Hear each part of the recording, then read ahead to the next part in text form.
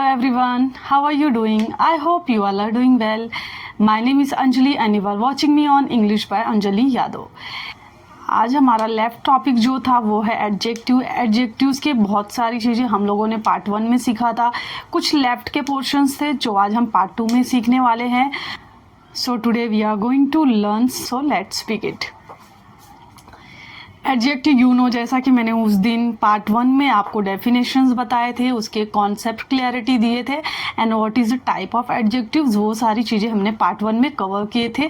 Left portion में कुछ थोड़ी सी चीज़ें रह गई थी जो कि हमारे क्वेश्चनिंग है। एंड देन यहाँ पे क्या है, इंडिफिनिट एडजेक्टिव जो था वो इंडिफिनिट एडजेक्टिव्स हमारा रह गया था, जिसे कि हम कह सकते हैं डिटरमाइनर्स भी कहा जाता है। वो डिटरमाइनर्स कब होते हैं एंड कब वो इंडिफिनिट एडजेक्टिव्स बन जाते हैं, वो आज हम देखने वाले। सो लेट्स बिगिन।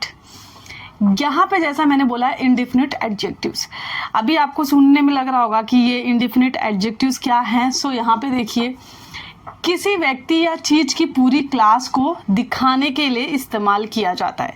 क्या बोला गया? किसी व्यक्ति या किसी चीज़ की पूरा नॉलेज कह सकते हैं, पूरी इंफॉर्मेशन, नॉट नॉलेज, पूरी इंफॉर्मेशन शो करने के लिए उसे ही क्या कहा जाता है? इंडिफिनिट एडजेक्टिव कहा जाता है।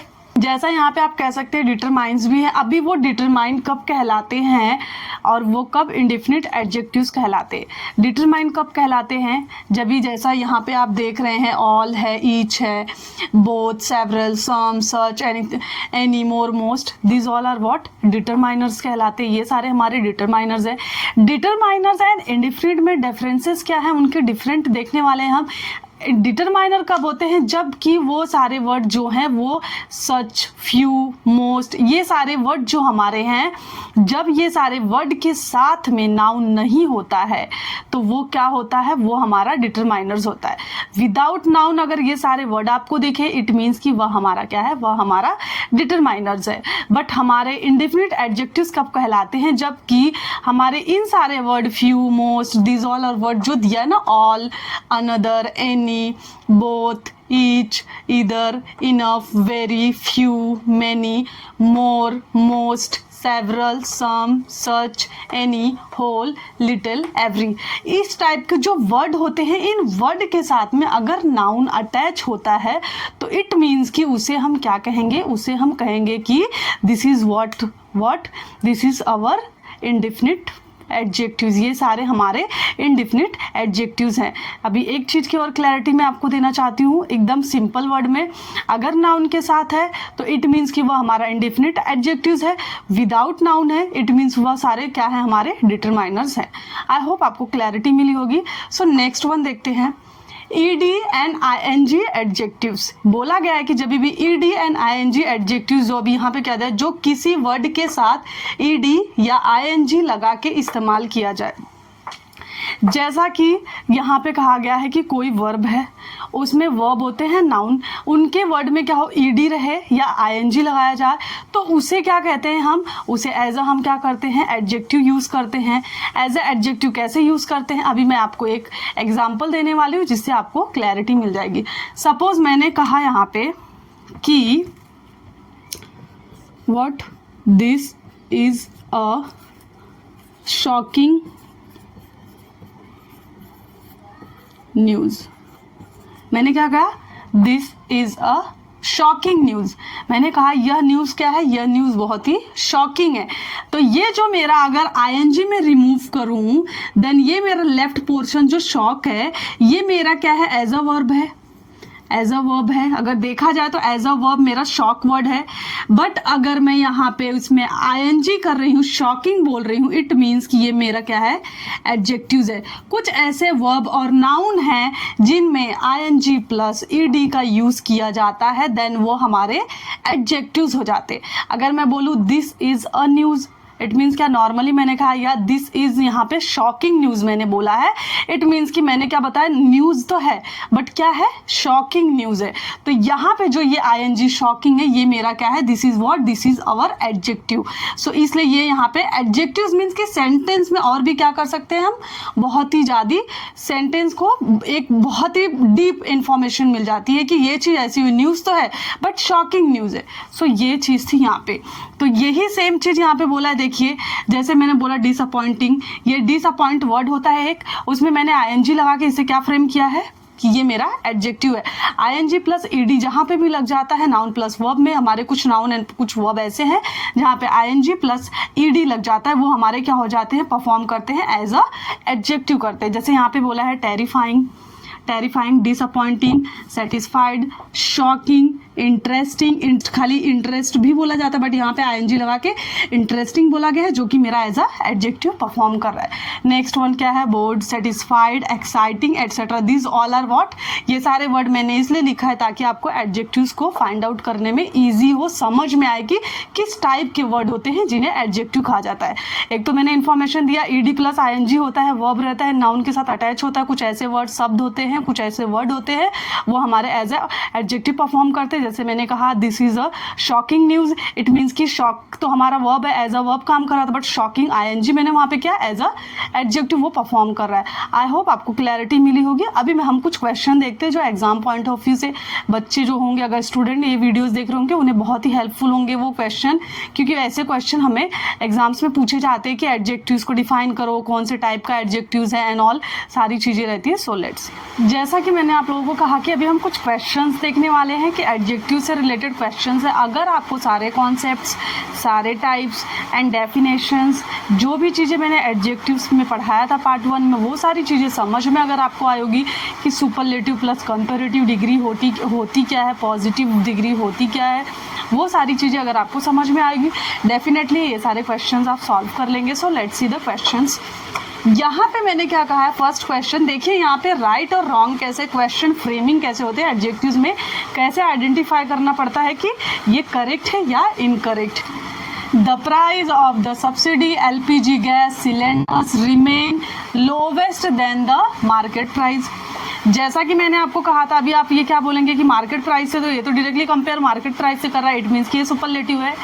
नहीं, ये सुपरलेटिव नहीं है। सुपरलेटिव डिग्री वो होती है जो कि एक चीज़ की कंपैरिजन पूरे ब्रह्मांड से, जैसा मैंने बताया था कि पूरी एक इंसान की तुलना सभी लोगों से कर देना, पूरे वर्ल्ड के लोगों से कर देना, उसे सुपरलेटिव डिग्री में आता है। बट अगर एक चीज़ की कंपेयर किसी दूसरी चीज़ से की गई है, इट मीन्स कि वह हमारा क्या है, वह हमारा कंपैरेटिव डिग्री है। सो यहाँ पे हम देखेंगे कि ये क्वेश्चन में मिस्टेक क्या किया उन्होंने।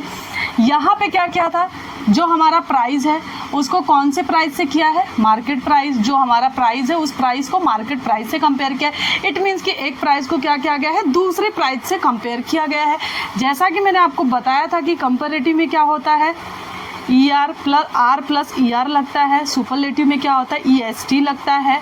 सो यहाँ पे आप देखेंगे लोवेस्ट लिखा हुआ है, ये जो मेरा लोवेस्ट है ये मेरा राइट नहीं है, ये मेरा क्या है, ये मेरा रॉन्ग है। यहाँ पे क्या आएगा, lower. The price of the subsidy LPG gas cylinders remain lower than the market price.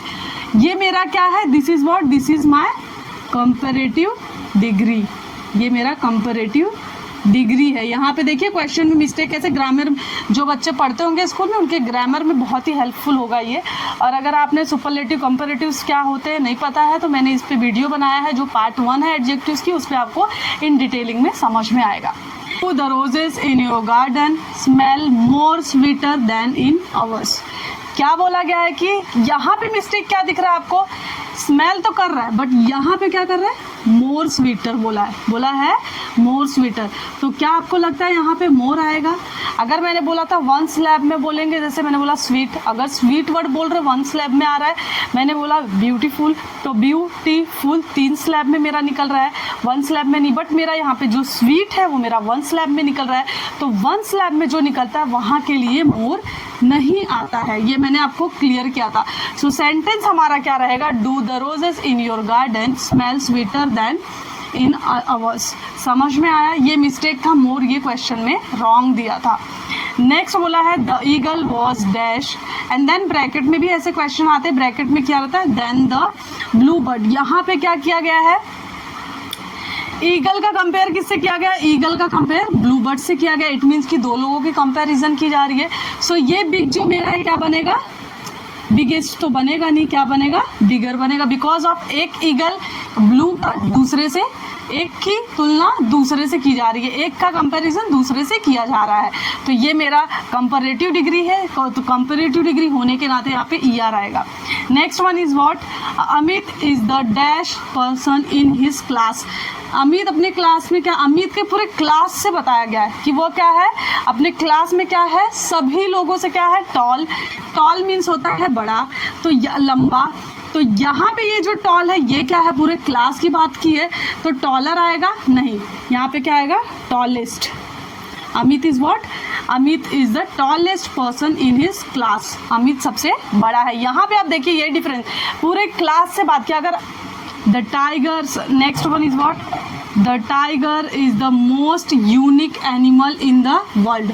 Tiger क्या है, मोस्ट यूनिक। यहाँ पे अभी हमें देखना है कि हम लोग ने एरर क्या किया है, यहाँ पे मोस्ट बोला है।